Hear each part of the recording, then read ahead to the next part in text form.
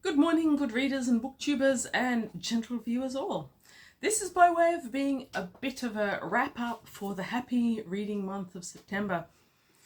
In the last couple of months when I did this, I did it combined with the book haul, but my book haul this month, due to a complete lack of control when it comes to buying books, was 40 minutes long, and I couldn't tack this on at the end. So September has been a really good reading month for me, and there have been some great science fiction and fantasy read, starting with the Alan Dean Foster. I've been corrected by a viewer. It's not a trilogy. It was a trilogy when I first read it in the early 80s. Apparently there's now about 10 books in the Pip and Flink series, but when I started it, there was the Tara Krang #1. There was Orphan Star, the second in the series, but the first I read, and then there was The End of the Matter. It's all in these beautiful covers by, was it Michael Whelan? I think it was Michael Whelan. Whatever I said on my reviews, which is somewhere below. So yeah, it's always delightful when you find a beloved book or a beloved series from your childhood or teens and you reread it and it's every bit as good as you remember. So that was fun. I was happy with that. I didn't wholly read classic science fiction, of course, because I am the omnivorous reader, right? I also read Agatha Christie's Sparkling Cyanide. I'm trying to get through all of the Agatha Christie books and I'm trying to collect them.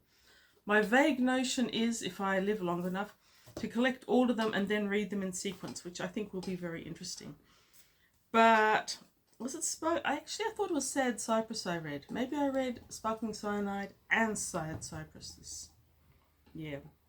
I definitely read Sad Cypress. My Goodreads tells me so.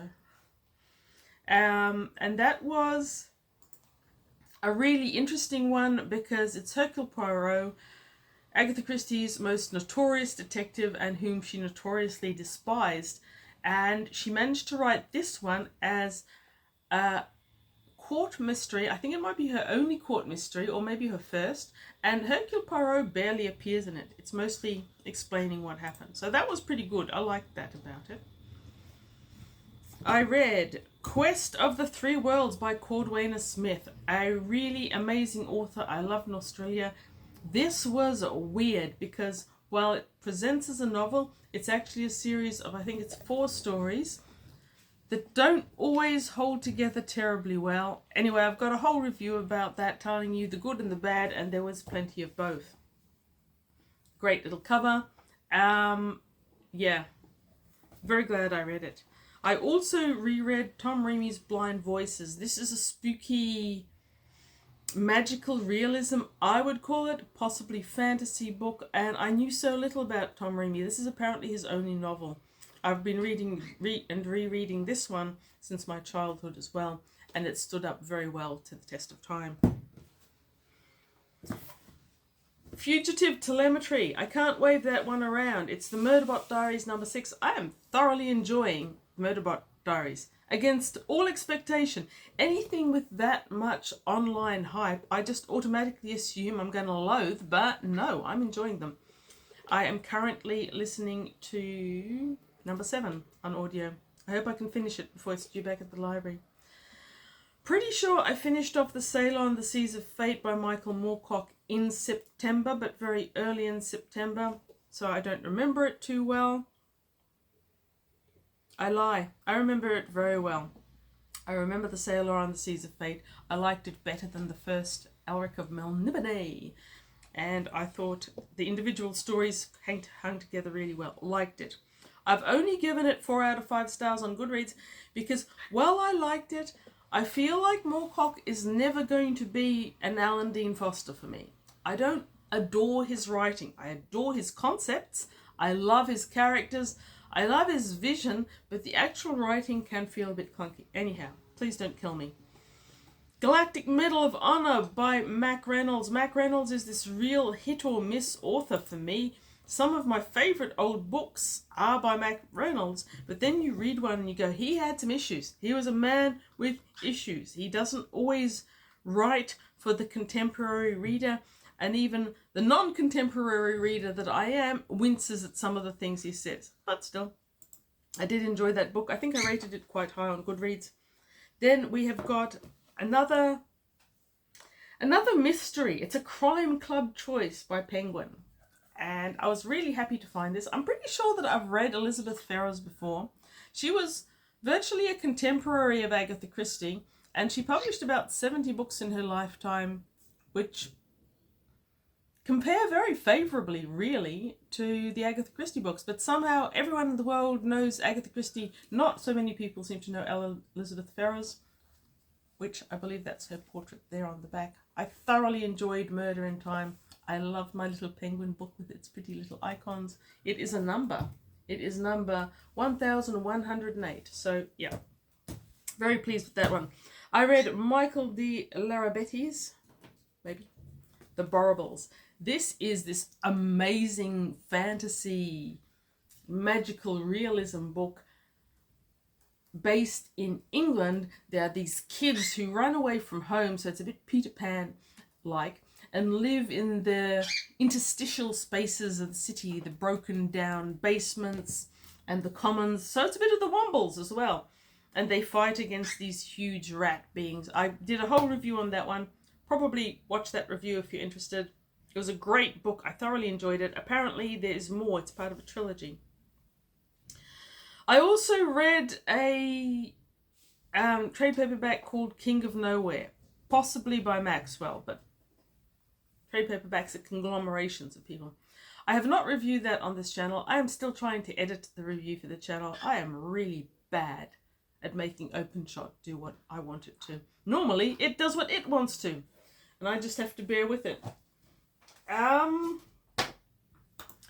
What else? So I am currently listening to A Time of Changes by Robert Silverberg. This is a Robert Silverberg I've been very excited for, and the first part of it was brilliant. I've slowed down a little bit. I think I'm at 60 to 70%. It's not going fast. I'm also reading short stories from The Light Princess and Other Tales of Fantasy by George MacDonald, which I was very lucky to find. Thoroughly enjoying them. I'm still trying to decide whether I should review those children's stories, fairy stories, mythology stories individually, because there's a lot to say about them, or as a whole as a book. I'm still trying to decide. If you've got opinions, tell me what they are. I read another Alan Dean Foster book, The Eye Inside, which is somewhere on the shelf that I can't find. And most notoriously, I have just finished Picnic at Hanging Rock, which I read as a buddy read with Chris. We have just recorded a video about our mutual thoughts on it this morning, and that will be posted soon. Chris wanted to read it and post it as his first book for Spooky October. Now, Halloween was never a thing when I was growing up. I think the first person I ever knew who celebrated it came from Tasmania, and the first time I did ever carve a pumpkin, I was in my 30s. So I've never done that spooky October thing. But starting with this one, I think I'm inspired. So what, going forth for the channel, look out for Picnic at Hanging Rock, generously edited by Chris after we had a magnificent discussion about it. And, oh, there they are. Inspired by the whole spooky notion, I've got a whole host of books that I want to read. I've got Elizabeth Gaskell's Tales of Mystery and Macabre that I acquired a while ago and I haven't started on. The second Hammer Horror Omnibus in Pan. I haven't read this for a long time. It's well due a reread. I think it's actually a series of 4 stories based on movies or other interpretations, because you've got The Reptile, Dracula, Prince of Darkness, Rasputin the Mad Monk, and The Plague of the Zombies. I think that'll be fun. The one I'm most excited for, I think, is The Stepford Wives by R11. I love the movies, but I don't think I've ever read the book. It's a small book. I've read some of his other ones, like Rosemary's Baby, but certainly not recently. I've also got this intimidatingly large Nightmares and Dreamscapes by Stephen King. It's short stories. I don't read short stories fast. We'll see how we go. Between this and Gaskell, I think Gaskell may win. If I embark on those, I'm going to have to consider reviewing stories independently instead of as a novel. And I've got this other one. Robert Westall is an odd English author. He's a Carnegie Medal Award winner. The Scarecrows is the second one that he won the Carnegie for. And I believe this is a spooky, strange novel. I think it's meant to be kids because it's a puffin.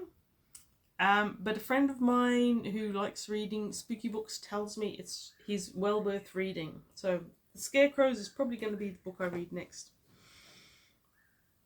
Short video, hooray, I can do them. Thank you very much for watching. Tell me what you're planning on reading in spooky October, because I don't always realise that books are spooky. I never realised that Picnic at Hanging Rock was meant to be spooky, but I can see it. Now that I've reread it, I can see it. Okay, thanks for watching. You know what I'm going to say? Read good books.